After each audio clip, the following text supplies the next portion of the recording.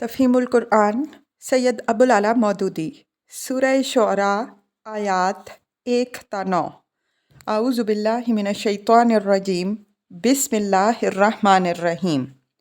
तौसीन meme तोएं scene meme Tilka आयातुल किताबिल मुबीन, ये किताब मुबीन की आयात हैं।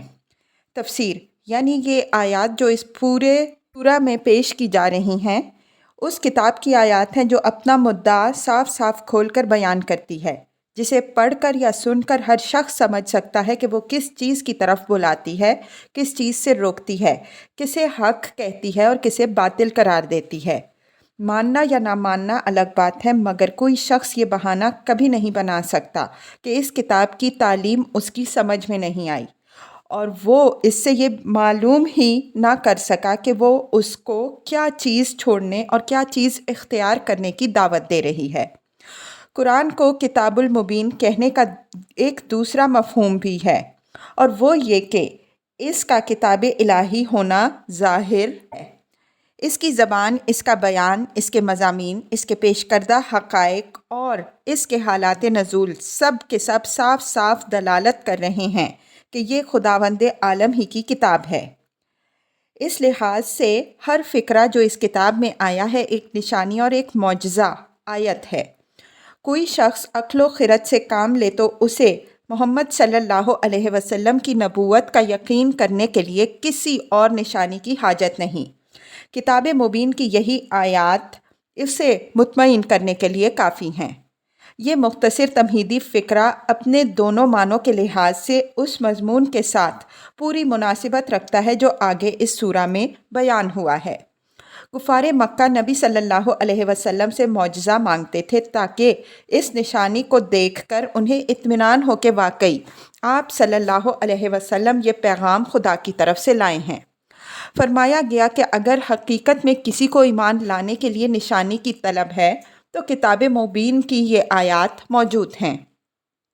इसी तरह कुफ़ार नबी सल्लल्लाहु अलैहि वसल्लम पर इल्ज़ाम लगाते थे कि आप शायर या काहिन हैं। फरमाया गया कि ये किताब कोई स्ता और मुअम्मा नहीं है, साफ साफ खोलकर अपनी तालीम पेश कर रही है।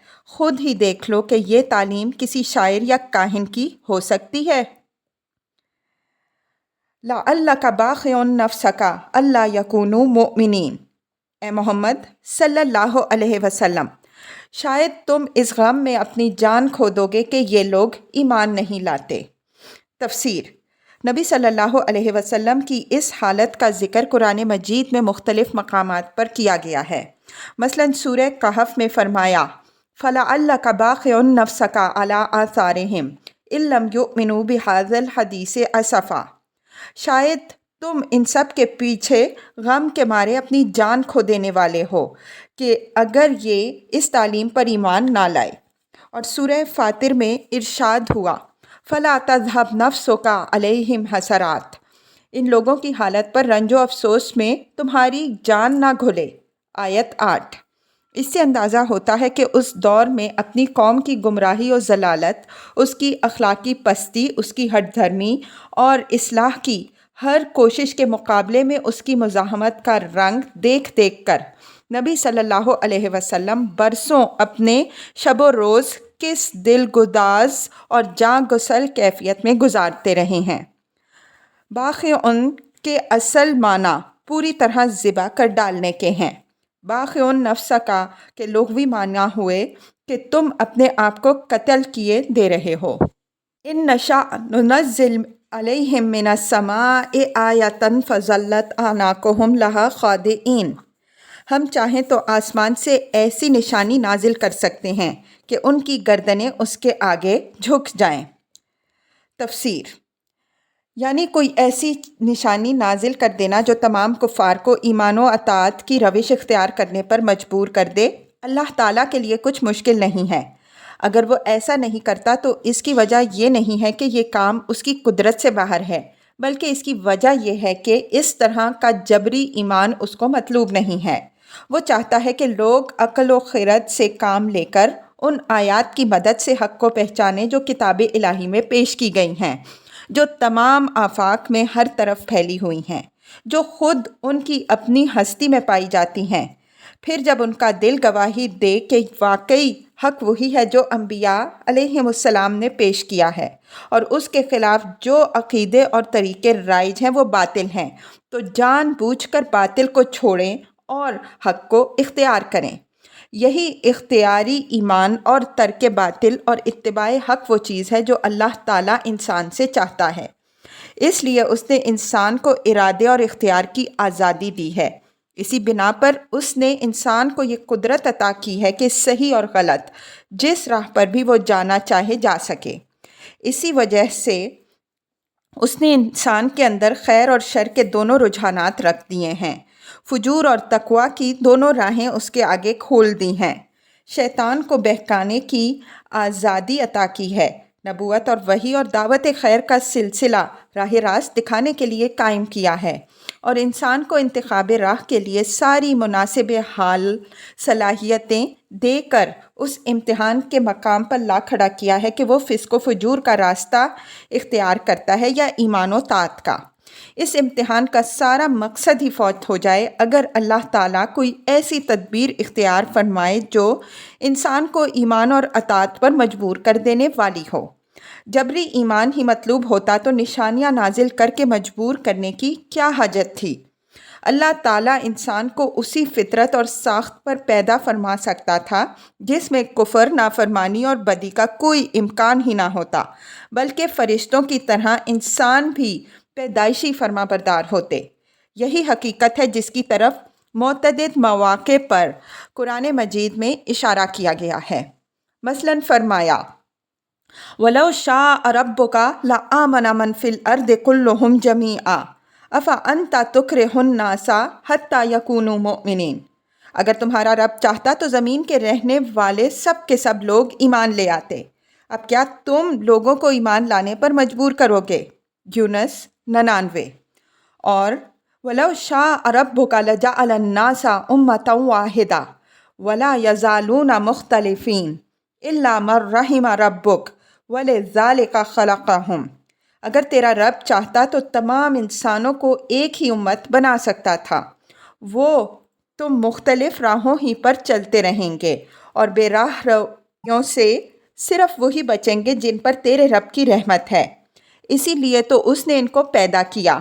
ہود 119۔ وَمَا يَأْتِيهِم مِّن ذِكْرٍ مِّنَ الرَّحْمَٰنِ مُحْدَثٍ إِلَّا كَانُوا عَنْهُ مُعْرِضِينَ۔ ان لوگوں کے سامنے رحمان کی طرف سے جو نئی نصیحت بھی آتی ہے یہ اس سے منہ موڑ لیتے ہیں۔ فَقَدْ كَذَّبُوا، اب کہ یہ جھٹلا چکے ہیں۔ فَسَيَأْتِيهِمْ أَنبَاءُ مَا كَانُوا بِهِ يَسْتَهْزِئُونَ، ان قریب ان کو اس چیز کی حقیقت مختلف طریقوں سے معلوم ہو جائے گی جس کا یہ مذاق اڑاتے رہے ہیں۔ تفسیر: یعنی جن لوگوں کا حال یہ ہو کہ معقولیت کے ساتھ ان کو سمجھانے اور راہ راست دکھانے کی جو کوشش بھی کی جائے اس کا مقابلہ بے رخی و بے التفاتی سے کریں، ان کا علاج یہ نہیں ہے کہ ان کے دل میں زبردستی ایمان اتارنے کے لیے آسمان سے نشانیاں نازل کی جائیں، بلکہ ایسے لوگ اس بات کے مستحق ہیں کہ جب ایک طرف انہیں سمجھانے کا حق پورا پورا ادا کر دیا جائے اور دوسری طرف وہ بے رخی سے گزر کر قطعی اور کھلی تکذیب پر اور اس سے بھی آگے بڑھ کر حقیقت کا مذاق اڑانے پر اتر آئیں تو ان کا انجام بد انہیں دکھا دیا جائے۔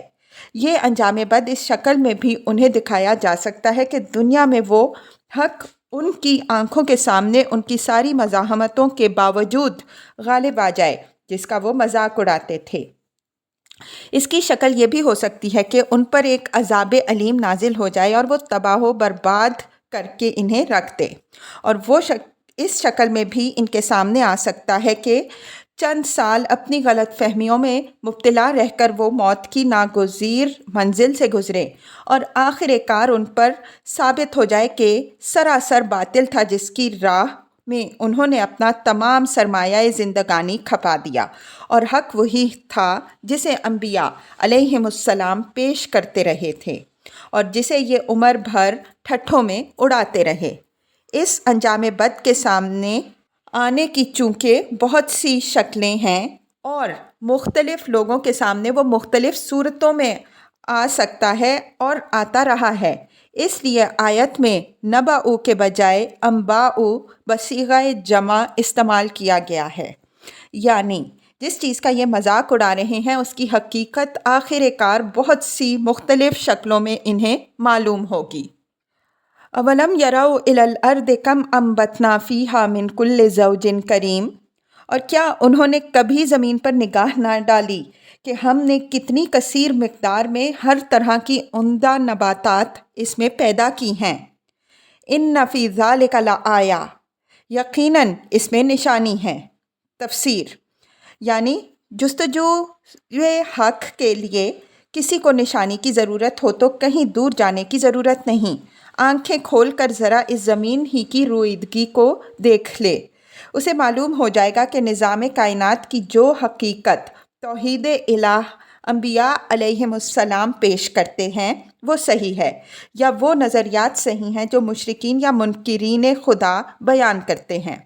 زمین سے اگنے والی بے شمار انواع و اقسام کی چیزیں جس کثرت سے اگ رہی ہیں، جن مادوں اور قوتوں کی بدولت اگ رہی ہیں، جن قوانین کے تحت اگ رہی ہیں، پھر ان کے خواص اور صفات میں اور بے شمار مخلوقات کی ان گنت ضرورتوں میں جو صریح مناسبت پائی جاتی ہے، ان ساری چیزوں کو دیکھ کر صرف ایک احمق ہی اس نتیجے پر پہنچ سکتا ہے کہ یہ سب کچھ کسی حکیم کی حکمت، کسی علیم کے علم، کسی قادر و توانا کی قدرت اور کسی خالق کے منصوبہ تخلیق کے بغیر بس یوں ہی آپ سے آپ ہو رہا ہے، یا اس سارے منصوبے کو بنانے اور چلانے والا کوئی ایک خدا نہیں ہے بلکہ بہت سے خداؤں کی تدبیر نے زمین اور آفتاب و ماہتاب اور ہوا اور پانی کے درمیان یہ ہم آہنگی اور ان وسائل سے پیدا ہونے والی نباتات اور بے حد و حساب مختلف انواع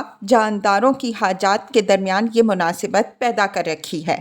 ایک ذی عقل انسان تو اگر وہ کسی ہٹ دھرمی اور پیشگی تعصب میں مبتلا نہیں ہے، اس منظر کو دیکھ کر بے اختیار پکار اٹھے گا کہ یقیناً یہ خدا کے ہونے اور ایک ہی خدا کے ہونے کی کھلی کھلی علامات ہیں۔